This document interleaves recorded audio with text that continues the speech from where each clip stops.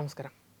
റഷ്യയുടെ ചരിത്രത്താളുകളിൽ രേഖപ്പെടുത്തപ്പെട്ട ഏറ്റവും വിചിത്രവും കൗതുകകരവുമായ പ്രകൃതി പ്രതിഭാസങ്ങളിൽ ഒന്നാണ് 1940-ൽ മെഷ്ചറ ഗ്രാമത്തിൽ പെയ്തിറങ്ങിയ നാണയമഴ.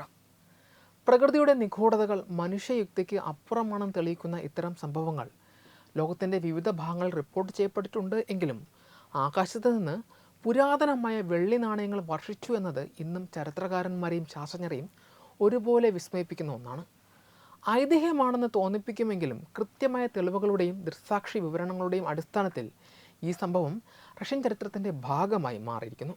1940 ജൂൺ 17-ന് റഷ്യയിലെ ഗോർക്കി പ്രവിശ്യയിലുള്ള മെഷ്ചറ എന്ന ഗ്രാമത്തിലാണ് ഈ അത്ഭുത സംഭവം അരങ്ങേറുന്നത്. സാധാരണമായ ഒരു വേനൽക്കാല ദിനമായിരുന്നു അത്. എന്നാൽ പെട്ടെന്ന് ആകാശം കറുത്തിരുളുകയും ശക്തമായ ഇടിമിന്നലോട് കൂടിയ കൊടുങ്കാറ്റ് വീശി അടിക്കുകയും ചെയ്തു. ഗ്രാമവാസികൾ സുരക്ഷിത സ്ഥാനങ്ങളിലേക്ക് മാറുന്നതിനിടെയാണ് ആകാശത്ത് നിന്ന് മഴത്തുള്ളികൾക്കൊപ്പം തിളങ്ങുന്ന വസ്തുക്കൾ വീഴുന്നത് അവരുടെ ശ്രദ്ധയിൽപ്പെടുന്നത്.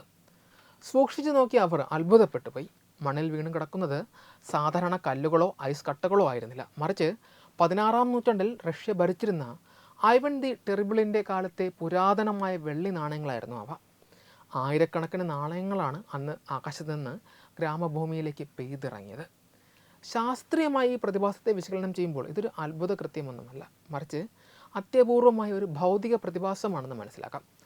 അതിശക്തമായ ചുഴലിക്കാറ്റുകൾ അഥവാ ടെർണോഡകൾ ഇതിന് കാരണമായി ചൂണ്ടിക്കാണിക്കപ്പെടുന്നു. മെഷ്ചറ ഗ്രാമത്തിന് സമീപം എവിടെയോ മണ്ണിനടിയിൽ ഒളിപ്പിച്ചു വെച്ചിരുന്ന നിധിശേഖരം ശക്തമായ കാറ്റിൽ മണ്ണൊലിപ്പിനെ തുടർന്ന് പുറത്തു വരികയും ആ നിധിയെ ചുഴലിക്കാറ്റ് ആകാശത്തേക്ക് ഉയർത്തുകയും ചെയ്തിരിക്കാം. വായുവിൽ ഉയർത്തപ്പെട്ട ഈ നാണയങ്ങൾ കാറ്റിൻ്റെ വേഗത കുറഞ്ഞപ്പോൾ കിലോമീറ്ററുകൾ അകലെയുള്ള മെഷ്ചറ ഗ്രാമത്തിൽ വർഷിക്കുകയായിരുന്നു.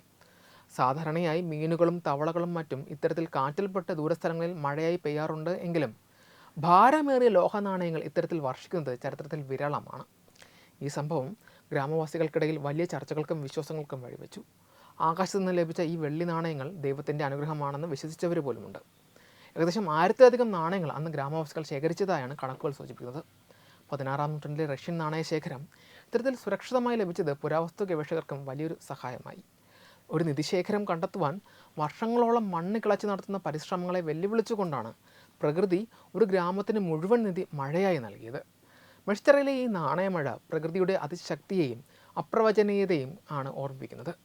ഭൂമിക്കടിയിൽ മറഞ്ഞു കിടക്കുന്ന ചരിത്ര ശേഷിപ്പുകളെ പുറത്തെടുക്കുവാൻ ചിലപ്പോൾ മനുഷ്യനേക്കാൾ വേഗത്തിൽ പ്രകൃതിക്ക് കഴിയുമെന്ന് ഈ സംഭവം തെളിയിക്കുന്നു. ഇന്നും ലോകത്തിലെ വിചിത്രമായ മഴകളുടെ പട്ടികയിൽ മെഷ്ചറയിലെ ഈ വെള്ളിമഴ മുൻപന്തിയിൽ തന്നെയുണ്ട്.